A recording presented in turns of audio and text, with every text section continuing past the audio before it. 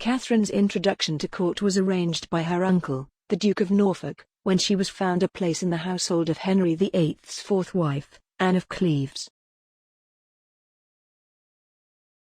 The Howards have always been an ambitious family seeking power and influence at court, and in Catherine's youth and beauty, they probably saw an opportunity as the king showed very little interest in his new wife, and thought Catherine may present a way of catching Henry's attention. If the Howards' plan was to attract the king's attention, it soon worked, as within months at court, Henry was sending gifts to the young Catherine in the form of luxurious cloths and land. As Henry's infatuation grew with Catherine, so did the standing of the Duke of Norfolk's family at court. As Henry's infatuation grew with Catherine, so did the standing of the Duke of Norfolk's family at court. At the same time, Thomas Cromwell would be arrested for treason. The age gap between the couple was over 30 years, with Catherine still a teenager and Henry being 48. The age gap between the couple was over 30 years, with Catherine still a teenager and Henry being 48. On the very same day, Thomas Cromwell, Henry's long-serving and trusted member of court, who had dramatically fallen from power, was executed at the Tower of London.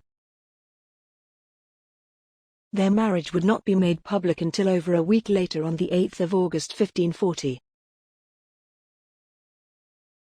Being too young to take a role in matters of state, Catherine was allowed to live a carefree life. In August 1540, Catherine and Henry would take the opportunity of re-insurgence of the plague in London to take a honeymoon through Reading and Buckinghamshire. As winter grew, so did Henry's bad mood and depression, most like caused from a leg ulcer.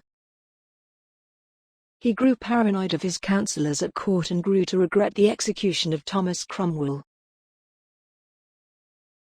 It's been alleged that Catherine, during her marriage to Henry, was romantically involved with one of King's courtiers, Thomas Culpeper.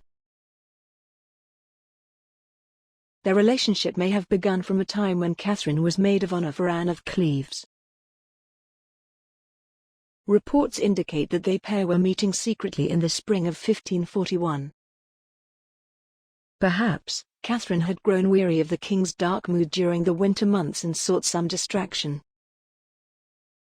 These meetings were being arranged by Lady Rochford, one of Catherine's ladies-in-waiting. Lady Rochford was the widow of Anne Boleyn's executed brother George Boleyn. George Boleyn was also the cousin to Catherine.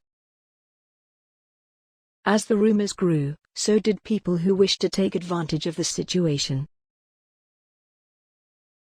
Blackmailers would be given favors or position at courts in order to silence what they have seen of Catherine's sexual behavior whilst she was living at Lambeth. One witness, Mary Lascelles, interrogated by Thomas Cranmer, the Archbishop of Canterbury, claimed that she had sexual relationships whilst under the care of her the Dowager Duchess. Thomas Cranmer, a Protestant archbishop, would use this case to fight against his rivals, the Roman Catholic Norfolk family. Soon, Lady Rochford was interrogated by Cranmer, and under the fear of torture she testified how she would cover for Catherine to make her secret rendezvous with Culpeper. Also, Cranmer would find a love letter from Catherine to Culpeper in Culpeper's quarters. The king would find out of the allegations against Catherine of the 7th of November 1541, All Saints' Day, whilst in prayer at the Royal Chapel. Cranmer would lead the delegation to question and arrest a visibly distressed Catherine. Such was her state, care would be taken to what items were left in her possession in case she tried to commit suicide.